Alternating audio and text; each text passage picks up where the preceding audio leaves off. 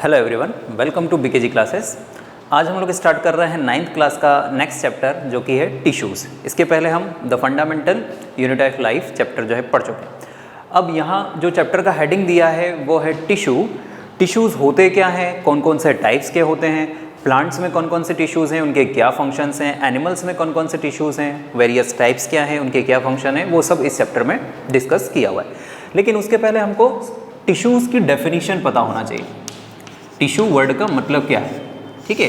तो टिश्यू उस ग्रुप को बोलते हैं, सेल्स के उस ग्रुप को बोलते हैं जो कई सारी एक जैसी सेल्स ने मिलकर बनाया हुआ है, ठीक है। तो डिफाइन कैसे करेंगे? Tissue is a group of cell, it is a group of cell, ठीक है, which are similar in function, ठीक है। तो कई सारी सेल्स जो एक जैसा फंक्शन परफॉर्म कर रही हो और वो पूरा ग्रुप अगर बना रही है तो उसको हम क्या बोल देते हैं? टिश्यू। तो tissues are group of cells which are similar in function, ठीक है ना। डायग्रामेटिकली कैसे रिप्रेजेंट करेंगे? सपोज कि ये कोई सेल है, अब ये अगर अकेला है, सिंगल है, तो इसको तो हम सेल बोलेंगे। लेकिन इसके जैसी और कई सारी सेल्स हो जाए, जैसे ये हो गई, ठीक है, या ये हो गई, तो जब ऐसी कई सारी सेल्स मिलकर एक ग्रुप बना रही है तो इसको हम बोल देंगे टिश्यूज, है ना। इसको हम बोल देंगे टिश्यू, इस तरह से ना। एक चीज़ और हमको यहाँ पर याद रखना है कि ये सारी सेल्स मिलकर जब ग्रुप बना रही होती है तो इस पूरे ग्रुप का एक ही फंक्शन रहेगा, सेम फंक्शन वो परफॉर्म करते हैं, ठीक है ना। हम इसको अगर एक फ्लो चार्ट के हिसाब से देखें तो ऐसा बोल सकते हैं कि सेल्स ने मिलकर क्या बना लिया? टिश्यू, ठीक है ना। सेल्स ने मिलकर बना लिया tissue. What will happen when tissues are group together? अगर टिश्यूज को साथ में मिलकर एक ग्रुप बना दिया जाए तो टिश्यूज अगर साथ में मिल जाएंगे तो उससे बन जाता है ऑर्गन, ठीक है। सेल्स अगर ग्रुप बनाती है तो उसको बोल देते हैं हम टिश्यू। टिश्यूज अगर साथ में मिल जाते हैं तो क्या बन जाएगा? ऑर्गन। और जब कई सारे ऑर्गन साथ में मिल जाएंगे तो उससे बन जाएगा ऑर्गन सिस्टम। कई सारे ऑर्गन साथ में अगर मिल गए तो बन जाएगा ऑर्गन सिस्टम, ठीक है। नाउ सेल्स ने मिलकर टिश्यू बनाया, टिश्यूज ने मिलकर ऑर्गन बनाया, ऑर्गन ने मिलकर ऑर्गन सिस्टम बनाया। अब इसका एग्जाम्पल क्या है? तो सेल्स से टिश्यूज तो बन रहे हैं, पर टिश्यूज से किसी ऑर्गन का कैसे हम नाम बोल सकते हैं? तो ऑर्गन जैसे हो गया स्टमक। स्टमक एक ऑर्गन है, लेकिन स्टमक के अलावा भी कई सारे ऑर्गन होते हैं जो डाइजेशन में हेल्प करते हैं, तो उसको हम डाइजेस्टिव सिस्टम बोल देंगे। मतलब जब कई सारे ऑर्गन साथ में मिलकर एक पूरा सिस्टम बनाते हैं तो उसको हम ऑर्गन सिस्टम बोल देंगे, जिसमें हम बोल सकते हैं एलिमेंट्री कैनाल के अलग अलग पार्ट्स, स्टमक आ गया, स्मॉल इंटेस्टाइन, लार्ज इंटेस्टाइन, ठीक है, फूड पाइप, तो वो सब मिलकर क्या बना रहे हैं? एक सिस्टम। तो ऐसे कई सारे ऑर्गन मिलकर सिस्टम बना रहे हैं, उसको डाइजेशन का काम है, इसलिए डाइजेस्टिव सिस्टम बोल दिया जाए। तो ये टिश्यू की यहाँ से डेफिनेशन हमको याद रखना है, group of cells which are similar in function. Structure में वो अलग भी हो सकती है, सेम भी हो सकती है, पर फंक्शन उनका अगर वो साथ में है तो सेम रहे, ठीक है। ये पहली चीज़ यहाँ पर। अब हम यहाँ पर बात करते हैं प्लांट टिश्यूज़ की। एनिमल्स में अलग टिश्यूज़ होते हैं, प्लांट में अलग टिश्यूज़ होते हैं। पहले हम यहाँ पर डिस्कस कर रहे हैं प्लांट में मिलने वाले कुछ टिश्यूज़ की, ठीक है। तो एक फ्लो चार्ट हम बना लेते हैं प्लांट टिश्यूज़ को समझने के लिए, ठीक है। तो डिफाइन करना कैसे? इसको प्लांट टिश्यूज़ को डिफाइन कैसे करेंगे? प्लांट टिश्यूज़ मतलब जो प्लांट में मिले, the tissues which are found in plants are known as plant tissues. अब इसके टाइप कौन कौन से होते हैं? तो plant tissues are grouped into two categories. First one is meristematic tissue, and second one is permanent tissue. पहला type हो गया मेरिस्टेमेटिक टिश्यू और दूसरा टाइप हो जाएगा परमानेंट टिश्यू, ठीक है। नाउ मेरिस्टेमेटिक टिश्यू और परमानेंट टिश्यू के भी कुछ सब टाइप्स होते हैं। तो meristematic tissue is further divided into three types.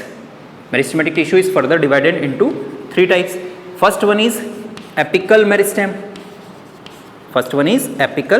Meristem, second one is intercalary meristem,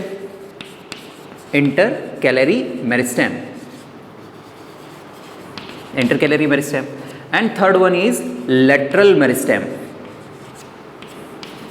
तो मेरिस्टेमेटिक टिश्यू के कितने टाइप हो गए? तीन type, apical meristem, intercalary meristem और lateral meristem.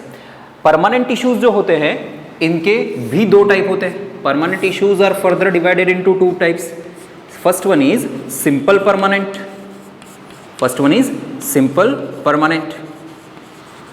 Second one is complex permanent.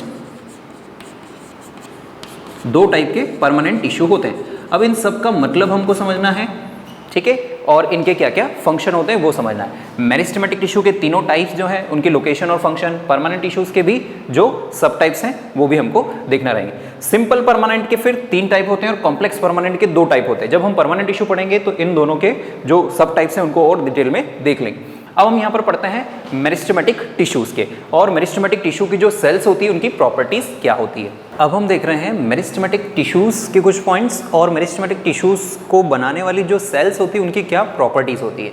सबसे पहले तो मेरिस्टेमेटिक टिश्यू जो है वो कौन सी सेल से मिलकर बना है, तो हम याद रखेंगे मेरिस्टेमेटिक सेल्स। ऑब्वियस सी बात है कि अगर मेरिस्टेमेटिक टिश्यू है तो उसको जो इस टिश्यू को बनाने वाली जो सेल्स रहेगी वो क्या कहलाएगी, मेरिस्टेमेटिक सेल्स कहलाएगी।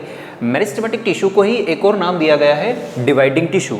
उसका रीज़न है क्योंकि जो मेरिस्टेमेटिक सेल्स होती है ये रैपिडली डिवाइड कर सकती है, तेज़ी से डिवाइड करती है, और अगर ये सेल्स डिवाइड करेगी मतलब ये पूरा का पूरा टिश्यू जो है वो बढ़ते जाएगा, इसीलिए डिवाइडिंग टिश्यू इसको बोला जाता है। अब क्योंकि सेल्स डिवाइड कर रही है मतलब सेल्स के नंबर क्या होंगे, बढ़ेंगे, और अगर सेल्स के नंबर बढ़ेंगे दैट मीन्स प्लांट की ग्रोथ होगी। तो इसलिए लिखा है it helps in growth of the plant, है ना। तो the tissue which is formed by meristematic cells is known as meristematic tissue. It is also known as dividing tissue. Why? Because meristematic cells divide rapidly and repeatedly, बार बार divide होती रहती है, ठीक है। And that is the reason meristematic tissue is responsible for growth of the plants.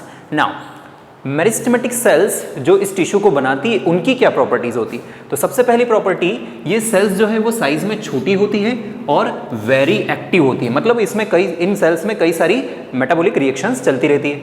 इनके पास एक dense cytoplasm होता है और एक प्रोमिनेंट न्यूक्लियस होता है, ठीक है।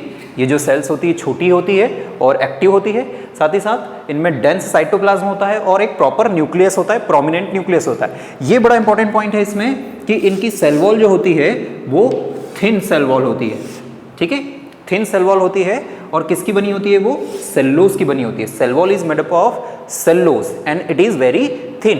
And last point is very important that the meristematic cells divide rapidly, तेजी से ये डिवाइड करती है और इसीलिए ये क्या कर पाएगी, जो है प्लांट की ग्रोथ कर पाएगी, ठीक है। अब डिवीजन का मतलब क्या होता है, तो सेल डिवीजन मैंने अपने पढ़ा हुआ है फंडामेंटल चैप्टर में, ठीक है, फंडामेंटल यूनिट ऑफ लाइफ में। तो ये एक सेल है फॉर एग्जांपल, अगर ये डिवाइड हो जाए तो इससे कितनी सेल बन सकती है, 2 सेल्स बन सकती है। ये एक सेल थी, इससे डिवाइड होकर 2 सेल बन गई, मतलब इस प्रोसेस को हम क्या बोलेंगे, सेल डिवीजन। तो ये जो मेरिस्टेमेटिक सेल्स होती है वो तेजी से डिवाइड करती है और इसीलिए रिस्पॉन्सिबल होती है ग्रोथ के लिए, ठीक है। तो ये सब मेरिस्टेमेटिक सेल्स की प्रॉपर्टीज और मेरिस्टेमेटिक टिश्यू के पॉइंट्स हो जाएंगे। अब हम देख रहे हैं मेरिस्टेमेटिक टिश्यू के अलग अलग टाइप्स, ठीक है। मेरिस्टेमेटिक टिश्यू के 3 टाइप होते हैं। पहला है एपिकल मेरिस्टेम, दूसरा है इंटरकैलरी मेरिस्टेम और तीसरा है लेटरल मेरिस्टेम।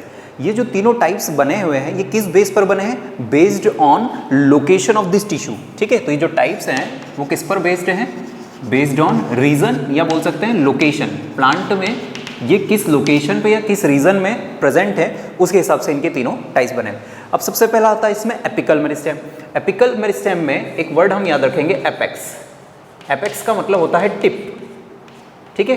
तो अगर प्लांट की जो स्टेम है या रूट है उसके टिप पर टिश्यू देखेंगे तो वो कौन सा मिलेगा, एपिकल मेरिस्टेम। इसीलिए लिखा है अपन ने apical meristem present at the growing tips of stem and root. तो प्लांट का जो स्टेम होता है या जो रूट होता है उसके टिप पर जो टिश्यू प्रेजेंट होगा उसको हम क्या बोलेंगे, apical meristem. And what is its function, तो it increases length of the plant, या यूँ बोल सकते हैं प्लांट की जो स्टेम है और उसकी जो रूट्स है उसकी लेंथ बढ़ाने का काम किसका है, एपिकल मेरिस्टेम का, क्योंकि ये टिप्स पर है, ठीक है। और टिप्स पर अगर ये डिवाइड होगा मतलब उसकी लेंथ क्या होती जाएगी, बढ़ती जाएगी, इसलिए ये एपिकल मेरिस्टेम का फंक्शन हो गया लेंथ बढ़ाना। फिर आता है इंटरकैलरी मेरिस्टेम। इंटरकैलरी मेरिस्टेम की लोकेशन होती है नोड, ठीक है। नोड वो जगह होती है जहाँ पर लीफ जुड़ी हुई होती है स्टेम से, ठीक है। तो जहाँ पर स्टेम से लीफ जुड़ी रहेगी उसको बोलेंगे नोड, और वहाँ पर जो टिश्यू प्रेजेंट रहेगा, मेरिस्टेमेटिक टिश्यू जो वहाँ पर प्रेजेंट होगा उसको इंटरकैलरी मेरिस्टेम बोला जाए। और ये किसकी किसकी ग्रोथ में हेल्प कर रहा है, तो it helps in growth of branches, क्योंकि ये कहाँ प्रेजेंट है, नोड पर प्रेजेंट है। अब नोड मतलब जहाँ पर लीफ है, लीफ से ही बाद में क्या बन सकती है, वहाँ पर ब्रांच बन सकती है, तो उस ब्रांच की ग्रोथ करने में हेल्प करेगा। तीसरा आता है lateral meristem. Lateral meristem helps in growth of plant in later stages. Later stages मतलब इनिशियली हमने कोई सीड लगाया तो प्लांट जो है वो ग्रो करते जाएगा, उसमें बड़ा होते जाएगा, उसकी लंबाई बढ़ेगी, थोड़ी सी मोटाई भी बढ़ेगी। तो इनिशियल ग्रोथ जो होती है उसको बोलते हैं प्राइमरी ग्रोथ, ठीक है। लेकिन प्राइमरी ग्रोथ के बाद कुछ लेटर स्टेजेस में प्लांट की जो गर्थ है वो बढ़ने लगती है। तो वो जो लेटर स्टेजेस है वहाँ पर जो टिश्यू हेल्प कर रहा है ग्रोथ में उसको बोला जाता है लेटरल मेरिस्टेम, क्योंकि लेटर स्टेजेस में ये हेल्प कर रहा है इसलिए, ठीक है। और यहाँ पर जो गर्थ इंक्रीज करने का काम है वो इसी का है। इनिशियली तो प्लांट की लेंथ बढ़ती है ना, लेकिन बाद में जब प्लांट थोड़ा ओल्ड हो जाता है तब उसकी गर्थ भी बढ़ती है। तो वो लेटर स्टेजेस में जो गर्थ बढ़ाने का काम है वो लेटरल मेरिस्टेम करता है। और ये जो ग्रोथ होती है इसको बोलते हैं सेकेंडरी ग्रोथ। इनिशियल ग्रोथ जो हुई शुरुआत में लेंथ बढ़ना तो उसको तो प्राइमरी ग्रोथ बोला। लेटर स्टेजेस में जो ग्रोथ होगी लेटरल मेरिस्टेम के कारण उसको बोला जाएगा सेकेंडरी ग्रोथ इन प्लांट्स। तो प्लांट्स में दो तरह की ग्रोथ होती है, primary growth and secondary growth. Primary growth में एपिकल मेरिस्टेम, इंटरकैलरी मेरिस्टेम दोनों हेल्प करते हैं, जबकि सेकेंडरी ग्रोथ में कौन हेल्प करता है? Lateral meristem. अब हम अलग अलग तीनों जो मेरिस्टेमेटिक टिश्यूज़ हैं उनकी लोकेशन समझ लेते हैं। सबसे पहला ये मान लेते हैं कि प्लांट का टिप है और हमने बोला था टिप्स पर जो टिश्यू प्रेजेंट होता है उसको बोला जाएगा एपिकल मेरिस्टेम। तो टिप्स चाहे स्टेम की हो चाहे रूट की हो उसको बोला जाएगा एपिकल मेरिस्टेम। टिप्स पर जो टिश्यू प्रेजेंट रहेगा उसको एपिकल मेरिस्टेम बोला जाएगा। अब दूसरा हम ये मान लेते हैं कि यहाँ से जो है वो कोई लीफ अराइज हो रही है या यूँ बोले एक ब्रांच जुड़ी हुई है, तो यहाँ जो बीच में टिश्यू रहेगा उसका नाम हमने बोला था इंटरकैलरी मेरिस्टेम, ठीक है। इसको क्या बोलेंगे? इंटरकैलरी मेरिस्टेम, क्योंकि ये कहाँ प्रेजेंट है? नोड्स पर। नोड्स क्या होता है? जहाँ से लीफ अराइज होती है उसको बोलते हैं नोड, है ना। उसके बाद गर्थ इंक्रीज, देखो यहाँ से लेंथ बढ़ रही है, पहले तो लेंथ बढ़ रही है उसके बाद गर्थ भी बढ़ेगी।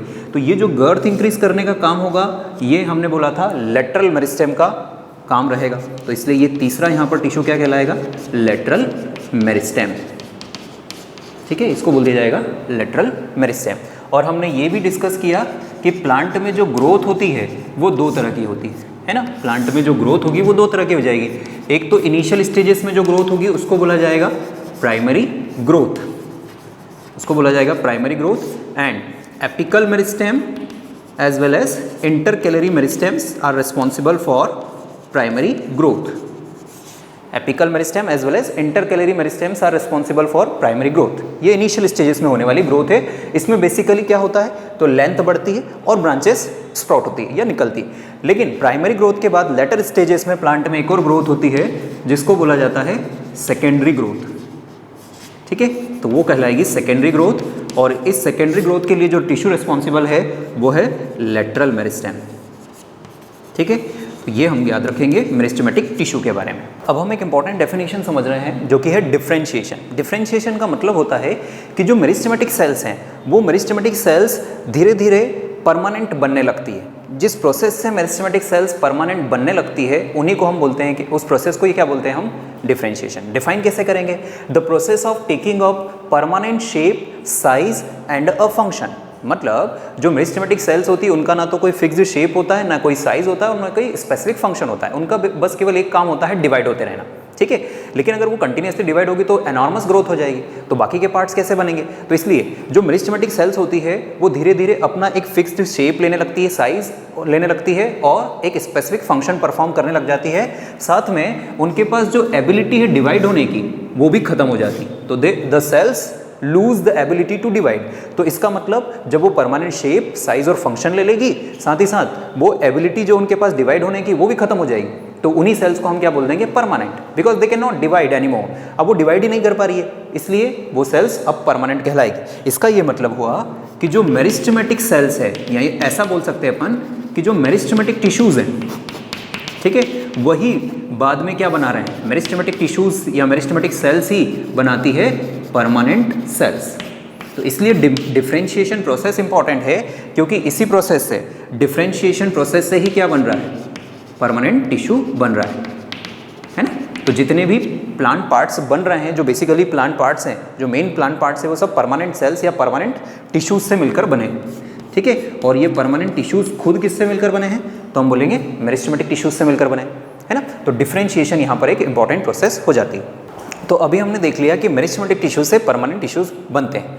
अब परमानेंट टिश्यूज के कौन कौन से टाइप्स होते हैं, है ना, और उनके क्या क्या फंक्शन है वो समझते हैं। सबसे पहली चीज, परमानेंट टिश्यूज जो है इसके दो टाइप हैं। पहला टाइप होता है simple permanent tissue, simple permanent tissue, and second type is complex permanent tissue.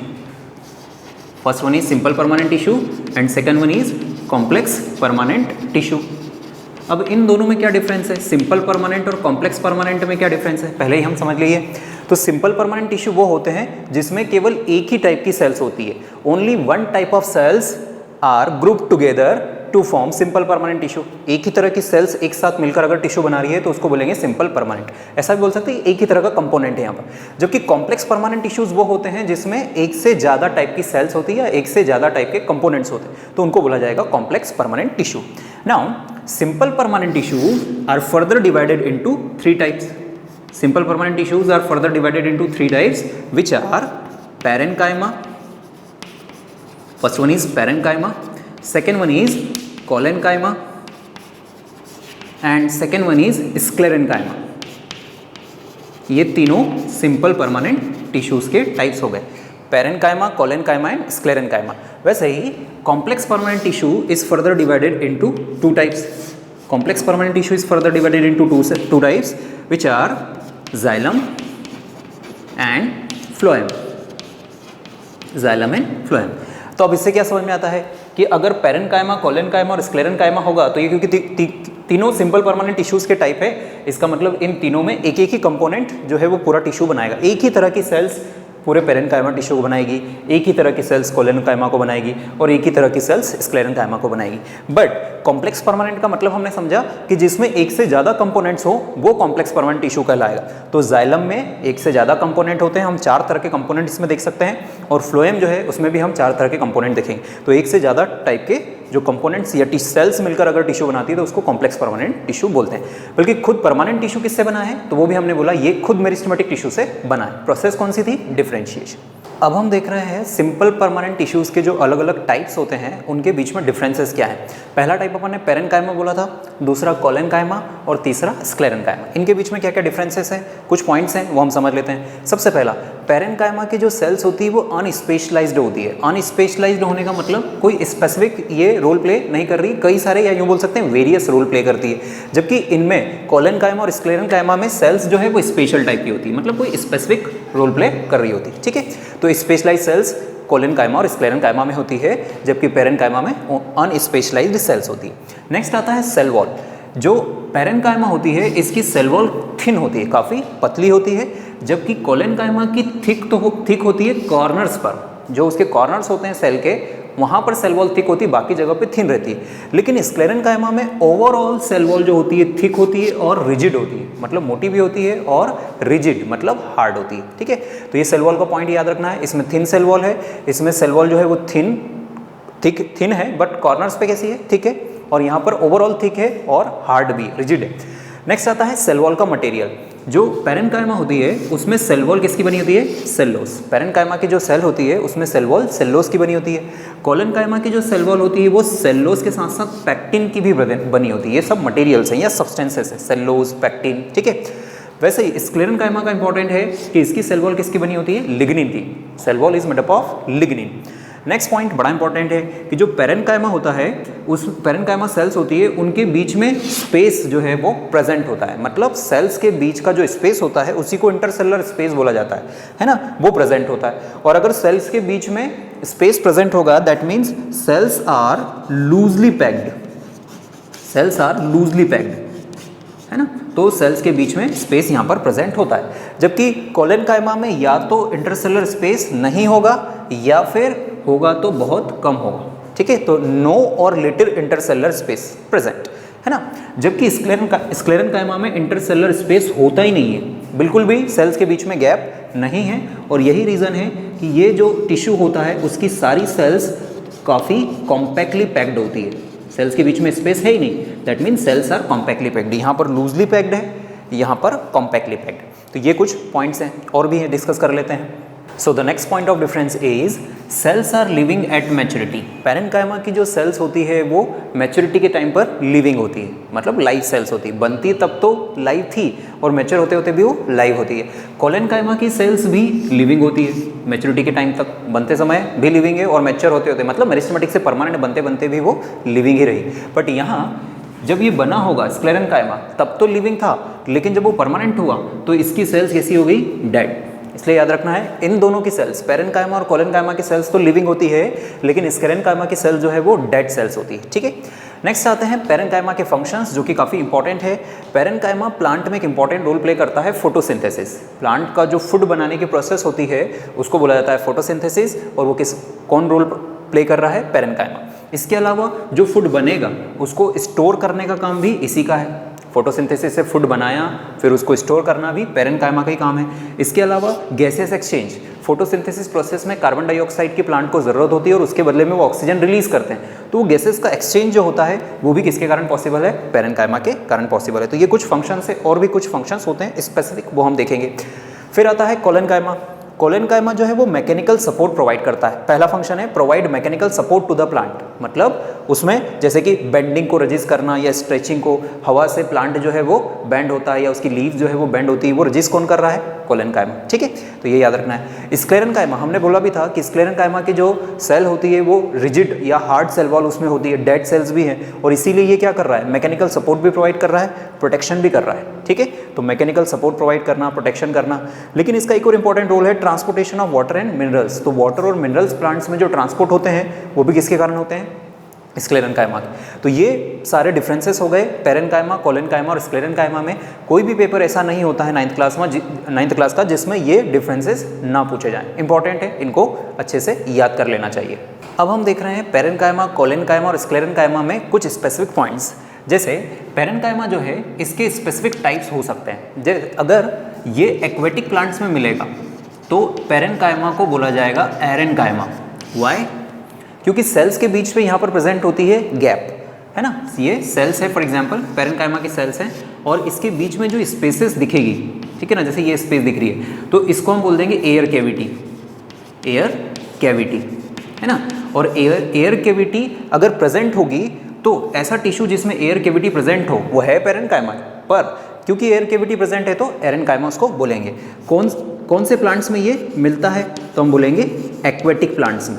जो पानी में रहने वाले प्लांट्स होते हैं वहाँ पर एरेन्काइमा मिलता है, और इसका फंक्शन क्या होता है, तो हम बोलेंगे कि ये बायोन्सी प्रोवाइड करता है, प्रोवाइड बायोन्सी। ठीक है, ये प्लांट को बायोन्सी प्रोवाइड करेगा, मतलब फ्लोटिंग में हेल्प करेगा, जो प्लांट रहेगा उसको तैरते रहने में हेल्प करेगा। ये हो गया। इसके अलावा एक और टाइप हम इसका याद रख सकते हैं, क्लोरेन्काइमा।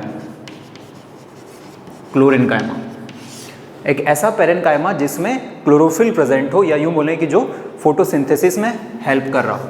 तो क्लोरोफिल प्रेजेंट होने के कारण ये फोटोसिंथेसिस में हेल्प कर रहा है, तो उस पेरेन्काइमा को हम क्या बोलने लगेंगे, क्लोरेन्काइमा। ठीक है, ये याद रखेंगे हम किसके बारे में, पेरेन्काइमा के बारे में। नेक्स्ट आता है कोलेनकाइमा। तो कोलेनकाइमा के बारे में याद रखेंगे कि ये प्लांट को फ्लेक्सिबिलिटी भी प्रोवाइड करता है। हमने मैकेनिकल सपोर्ट की तो बात की, पर ये भी याद रखेंगे कि it also provide flexibility, it also provide flexibility. ठीक है, और तीसरा जो है वो स्क्लेरेन्काइमा। स्क्लेरेन्काइमा का हमको लोकेशन पूछा जा सकता है, तो जो लीफ के बीच में वेन्स होती है वहाँ पर भी प्रेजेंट होता है। इसके अलावा एक इंपॉर्टेंट इसकी लोकेशन याद रख सकते हैं, या प्लांट पार्ट याद रख सकते हैं, husk of coconut. Sclerenchyma is found in husk of coconut. ठीक है, तो ये कुछ स्पेसिफिक पॉइंट पेरेन्काइमा, कोलेनकाइमा और स्क्लेरेन्काइमा के बारे में याद रखना है। अब हम देख रहे हैं complex permanent tissue. Simple permanent tissue एक टाइप हम पढ़ चुके हैं ऑलरेडी, दूसरा है complex permanent tissue. Complex permanent tissue simple permanent से कैसे अलग है, तो हमने बोला था सिंपल परमानेंट टिश्यूज जो होते हैं उसमें केवल एक ही टाइप की सेल्स मिलकर पूरा टिश्यू बनाती है, जबकि कॉम्प्लेक्स परमानेंट टिश्यू में एक से ज़्यादा टाइप के सेल्स होती है या एक से ज़्यादा टाइप के कंपोनेंट्स होते हैं, तब पूरा टिश्यू बनता है ना, पहली चीज़। दूसरा, कॉम्प्लेक्स परमानेंट टिश्यू जो होते हैं उसके दो टाइप होते हैं, एक होता है जाइलम, दूसरा है फ्लोएम। क्योंकि जाइलम और फ्लोएम दोनों ट्रांसपोर्टेशन में या कंडक्शन में हेल्प करते हैं, इसीलिए इन दोनों को बोला जाता है वैस्कुलर टिश्यू और conducting tissue. Xylem and phloem दोनों के नाम क्या हो सकते हैं, तो इनको बोला जाएगा या तो वैस्कुलर या फिर कंडक्टिंग टिश्यू, क्योंकि ये ट्रांसपोर्टेशन में हेल्प करते हैं अलग अलग सब्सटेंसेस के, तो इसीलिए इनको वैस्कुलर टिश्यू या कंडक्टिंग टिश्यू भी बोला जाता है, जाइलम और फ्लोएम को। ठीक है, अब इनके बीच में डिफरेंसेस क्या है। जाइलम के कंपोनेंट्स 4 हैं, फ्लोएम के कंपोनेंट्स 5 हैं। कौन कौन से कंपोनेंट्स हैं, तो जाइलम के कंपोनेंट्स हैं tracheids, vessels, xylem parenchyma and xylem fibres.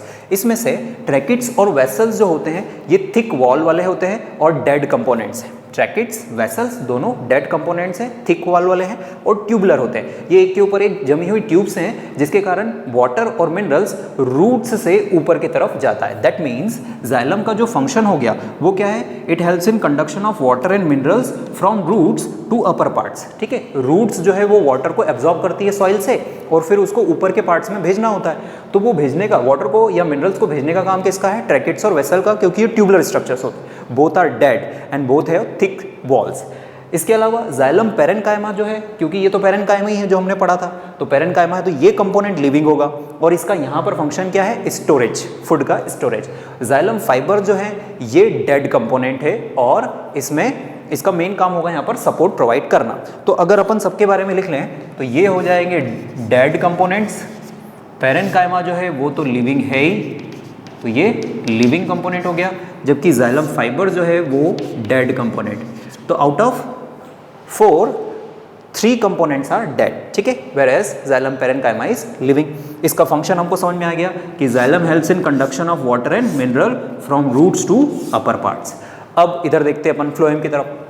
तो फ्लोएम के कंपोनेंट्स है sieve cells, sieve tubes, companion cells, phloem parenchyma and phloem fibres. यहाँ पर सारे कंपोनेंट्स लिविंग है एक्सेप्ट फ्लोएम फाइबर्स। ये फ्लोएम फाइबर्स जो हैं डेड होती है, बाकी जितने भी कंपोनेंट्स है वो सब लिविंग है। यहाँ पर इन सब का काम होता है कंडक्शन, लेकिन कंडक्शन किसका है, ये कर रहे हैं फूड का या फिर दूसरे सब्सटेंसेस का। अब क्योंकि फूड प्लांट का बनता है लीफ में, ठीक है, इसलिए उस फूड को लीफ से अदर पार्ट्स की तरफ कंडक्ट किया जाएगा। यहाँ पर रूट से अपर पार्ट्स की तरफ कंडक्ट किया जा रहा था, यहाँ पर फूड को लीफ से अदर पार्ट्स की तरफ कंडक्शन किया जाता है। ये फ्लोएम के बारे में हम याद रखेंगे। इसमें जो मेन ट्रांसपोर्टेशन में हेल्प करती है वो क्या है, सीव ट्यूब सेल्स या सीव ट्यूब्स। ठीक है, और इनको हेल्प करने के लिए कौन से सेल्स हैं, कंपेनियन सेल्स। तो ये जाइलम और फ्लोएम दोनों के बीच में डिफरेंसेस हो गए और ये दोनों किसके टाइप हैं, कॉम्प्लेक्स परमानेंट टिश्यूज के। अब हम देख रहे हैं यहाँ पर एक प्लांट में एक इंपॉर्टेंट टिश्यू एपिडर्मिस, या इसी को बोला जाता है एपिडर्मल टिश्यू। हमने बोला मेरिस्टेमेटिक टिश्यू, परमानेंट टिश्यू। अब एक तीसरा टिश्यू जो है वो है एपिडर्मिस। ठीक है, एपिडर्मल टिश्यू या एपिडर्मिस। देखें, एपी वर्ड का मतलब होता है आउटर, मतलब प्लांट के जितने भी पार्ट्स हैं उसकी आउटर सरफेस पे जो टिश्यू रहेगा या सेल्स की एक लेयर रहेगी, सिंगल लेयर, उसको हम बोलेंगे एपिडर्मल लेयर या उस टिश्यू को बोलेंगे एपिडर्मिस। ठीक है, क्या क्या पॉइंट्स इसके हो सकते हैं, तो सबसे पहला पॉइंट हमने यही बोला है कि it is the outer most covering of plants. Plant का कोई भी पार्ट हो उसमें आउटर मोस्ट कवरिंग हमेशा क्या रहेगी, एपिडर्मिस, इसलिए हमने बोला ये आउटर मोस्ट कवरिंग है। फिर it is made up of flat sales. ये कौन से सेल से मिलकर बना होता है, फ्लैट सेल्स, है ना, चपटी सेल्स होती है इसकी। फिर ये एक कंटिन्यूस लेयर होती है विदाउट इंटरसेलर स्पेसेस, इसमें कोई इंटरसेलर स्पेस नहीं रहता है। ठीक है, तो continuous layer without intercellular space, और ऐसा करना इसलिए ज़रूरी है ताकि कोई फॉरेन ऑर्गेनिज्म या फिर जो दूसरे कोई पार्टिकल्स है वो प्लांट के अंदर ना जा पाए। ठीक है, इसमें हमने बोला कि इसमें सिंगल लेयर ऑफ सेल्स होती है, फ्लैट सेल्स मतलब इस तरह की सेल्स होती है, ये सब फ्लैट सेल्स। ठीक है, इस तरह की ये फ्लैट सेल्स है और सिंगल लेयर बना रहे हैं। तो ये जो सेल्स हैं, एक सेल है तो इसको एपिडर्मल सेल बोलेंगे, और ये पूरा जो टिश्यू बनेगा इसको हम बोलेंगे एपिडर्मल टिश्यू, या इस लेयर को क्या बोल देंगे हम, एपिडर्मिस। ठीक है, और इसका मेन काम क्या है, तो it protects the cell all parts of the plant के जितने भी पार्ट्स हैं उसको ये कवर कर रही है सेल, ये लेयर, इसलिए इसका हमने फंक्शन बोल दिया कि ये प्रोटेक्ट करती है। अब कुछ स्पेसिफिक मॉडिफिकेशन इसमें हो सकते हैं, जैसे कि जो प्लांट डेजर्ट में रहते हैं, तो जो डेजर्ट प्लांट्स होते हैं उसमें एपिडर्मिस ज़्यादा थिक होती है, मोटी होती है। क्यों, क्योंकि वहाँ पर वाटर लॉस को प्रिवेंट करना होता है। डेजर्ट में ऑलरेडी वाटर नहीं है, और अगर वहाँ पर वाटर लॉस को प्रिवेंट नहीं किया गया तो प्लांट को वाटर की स्कैरसिटी हो सकती, कमी हो सकती, इसलिए वहाँ पर प्लांट में जो ये एपिडर्मिस है वो थिकर रहेगी। Epidermal cells on the aerial parts of the plant often secrete waxy water resistant layer on their outer surface। जो आउटर सरफेस होती है वहाँ पर एक वैक्सी और वाटर रेजिस्टेंट सब्सटेंस सिक्रेट किया जाता है, जिससे कि वाटर लॉस को प्रिवेंट किया जा सकता है। एरियल पार्ट्स मतलब जो प्लांट के एक्सपोज्ड पार्ट्स होते हैं उनकी बात हो रही। तो ये कुछ पॉइंट्स हैं, कुछ और पॉइंट्स हैं वो भी हम देख लेते हैं। सो एपिडर्मिस में नेक्स्ट पॉइंट आता है, it protects from mechanical injury as well as invasion by parasitic fungi. मतलब क्योंकि ये आउटर कवरिंग है तो इसलिए कोई भी इंजरी से ये बचा सकती है। साथ ही साथ क्योंकि ये एक कंटिन्यूस लेयर बनाती है, इसका मतलब कोई फंगस या कोई दूसरा कोई disease causing organism directly plant के अंदर एंटर नहीं कर पाएगा। इसका मतलब इसका एक फंक्शन हो गया प्रोटेक्शन, ठीक है, मैकेनिकल इंजरी से भी और पैरासिटिक फंगी से भी। अब जो लीफ की एपिडर्मिस होती है उस पे प्रेजेंट होते हैं स्टोमेटा। स्टोमेटा क्या होते हैं? Stomata are small pores present on the leaves surface, जो लीफ की सरफेस है उस पे कुछ स्टोमेटा प्रेजेंट होते हैं। नाउ सपोज हमने बोला कि ये एक एपिडर्मल सेल्स की लेयर है, इसको एपिडर्मिस है। मान लिया कि यहाँ बीच में गैप आ गई मतलब एक पोर आ गया, ठीक है। तो ये जो खाली जगह यहाँ पर बच रही है लीफ की एपिडर्मिस पे, इसको हम बोल सकते हैं क्या? स्टोमेटा। तो अगर इस पर्टिकुलर रीजन को हम जूम इन करके बनाएं, ठीक है ना, इस पर्टिकुलर रीजन को, ये जो जगह है यहाँ पर अगर देखा जाए तो वो स्टोमेटा होगा। कैसे दिखाई देगा? तो स्टोमेटा जो होता है वो ऐसा स्ट्रक्चर होता है, यहाँ पर दो बीन शेप्ड सेल्स होती है, ठीक है। ये दोनों जो है बीन शेप्ड सेल्स हैं, इन दोनों सेल्स को बोला जाता है guard cells, both are known as guard cells, ठीक है। और बीच में इन दोनों सेल्स के बीच में ये जो स्पेस बच रहा है इसको बोला जाएगा स्टोमेटा या स्टोमेटल पोर, स्टोमेटल पोर या अपर्चर भी बोलते हैं कई जगहों पर।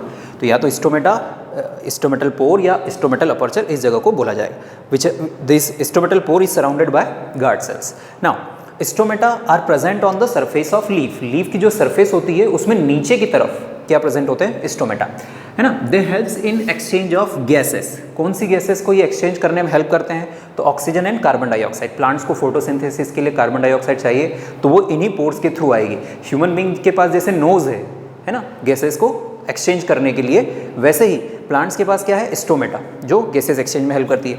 इसके अलावा stomata also helps in transpiration. Transpiration मतलब वाटर का लॉस, प्लांट से वाटर का लॉस होना जरूरी भी है। तो लीफ की सरफेस पे जो स्टोमेटा प्रेजेंट है वहाँ से वाटर लॉस होगा, तभी तो रूट से नया पानी ऊपर की तरफ आ पाएगा, जो फ्रेश वाटर है वो ऊपर की तरफ तभी आ पाएगा, ठीक है। तो इसलिए ट्रांसपीरेशन होना भी जरूरी है, और ट्रांसपीरेशन भी कहाँ होगा? इन्हीं पोर्स से होगा। लीफ की सरफेस पे ऐसे छोटे छोटे कई सारे पोर्स हो सकते हैं। और कुछ पॉइंट्स हम डिस्कस करते हैं। अब हम देख रहे हैं एपिडर्मिस जो रूट्स पर होती है। रूट पर जो एपिडर्मिस होती है उसमें स्पेसिफिक मॉडिफिकेशन देखने को मिलता है। वहाँ की जो एपिडर्मल सेल्स होती है वो एलोंगेट हो जाती है, मतलब बाहर की तरफ निकल जाती है, आउटग्रो हो जाती है, और इस कारण से वो हेयर लाइक स्ट्रक्चर बना लेती है ना। सपोज कि ये कोई एपिडर्मिस सेल है, एपिडर्मल सेल है। अब अगर ये एपिडर्मल सेल है और ये थोड़ी सी बाहर की तरफ निकल जाए, मान लेते हैं कि रूट पर है, तो अगर ये बाहर निकल जाएगी तो ये ऐसे हेयर लाइक स्ट्रक्चर बना लेगी, ठीक है। ये हेयर लाइक स्ट्रक्चर बन गया। तो ये जो हेयर लाइक स्ट्रक्चर्स बन रहे हैं रूट की एपिडर्मिस पे, इन्हीं को क्या बोला जाएगा? रूट हेयर्स, है ना। तो इसीलिए हमने लिखा है they are thin and hair like outgrowths of the epidermal cells of the root. तो ये रूट की एपिडर्मिस थी, पर इन एपिडर्मल सेल्स ने ऐसी आउटग्रोथ बना ली, और इन्हीं आउटग्रोथ को क्या बोल दिया गया है? क्योंकि ये हेयर लाइक भी है, ठीक है, तो इसलिए इनको क्या बोल दिया? Root hairs. रूट पर है और हेयर लाइक है, इसलिए रूट हेयर्स बोल दिया गया। इसके अलावा ये करते क्या है? तो they increases surface area. Root hairs surface area बढ़ा देते हैं, जिसके कारण ज़्यादा से ज़्यादा वाटर एब्जॉर्प्शन हो सकता है। रूट्स का काम ही होता है वाटर एब्जॉर्प्शन। तो अगर ये हेयर लाइक स्ट्रक्चर्स भी साथ में आ जाएंगे तो बहुत सारा एरिया बढ़ जाएगा और ज़्यादा से ज़्यादा वाटर एब्जॉर्ब कर पाएंगे प्लांट, है ना। नेक्स्ट आता है कॉर्क। अब जो हमने बोला कि एपिडर्मिस आउटर मोस्ट कवरिंग है पूरे प्लांट की, पर क्या हमेशा वैसी की वैसी रहती है? नहीं। स्टेम्स में जो एपिडर्मिस है वो मॉडिफाई हो जाती है, ठीक है, रप्चर हो जाती है ना, क्योंकि स्टेम जो है वो थिक होते जाता है, तो वहाँ कुछ मॉडिफिकेशन होता है। तो वही लिखा है a strip of secondary meristem located in the cortex forms layers of cells which constitute cork. अब कॉर्टेक्स रीजन क्या होता है? पहले तो ये देखें, एपिडर्मिस, एपिडर्मिस के बाद जो जितने भी टिश्यूज आते हैं, ठीक है, अंदर की तरफ तक, वहाँ तक बीच में जो टिश्यू होता है उसको बोलते हैं कॉर्टेक्स। वहाँ की सेल्स जो होती है वो स्पेशली मॉडिफाई हो जाती है, उन्हीं को बोल देते हैं हम कॉर्क। और यहाँ की जो सेल्स होती है वो डेड सेल्स होती है, साथ ही साथ कॉम्पैक्टली पैक्ड होती है। कॉम्पैक्टली पैक्ड है, डेड सेल्स हैं, है ना, और उनके बीच में कोई इंटरसेलर स्पेस नहीं होता है, विदाउट इंटरसेलर स्पेस। इसलिए लिखा है cells of cork are dead compactly arrange without intercellular spaces. है कौन सा टिश्यू? ये सेकेंडरी मेरिस्टेम है, कॉर्टेक्स रीजन में है, ठीक है। सेल्स उसकी डेड होती है, कॉम्पैक्टली अरेंज होती है विदाउट इंटरसेलर स्पेसेस। और इन सेल्स के बीच का एक स्पेसिफिक पॉइंट है सुबेरिन प्रेजेंट होना। सुबेरिन एक तरह का सब्सटेंस होता है जो वाटर और गैसेस को अलाउ नहीं करता है, मतलब यहाँ से स्टेम में से वाटर और गैसेस नहीं जा सकती, हमेशा कहाँ से जाएगी फिर वो? तो या तो रूट से, वाटर जो है वो रूट से आ रहा है और गैसेस लीफ से आती है, स्टेम से नहीं आती due to deposition of suberin. Now what is the function of cork? तो कॉर्क का फंक्शन होता है प्रोटेक्शन, प्लांट में जो कॉर्क का फंक्शन है वो क्या है, प्रोटेक्शन। ठीक है, तो ये सारा कुछ आता है अपने को प्लांट टिश्यूज़ के बारे में। हम प्लांट टिश्यूज़ का सारा पोर्शन कवर कर चुके हैं। Thank you.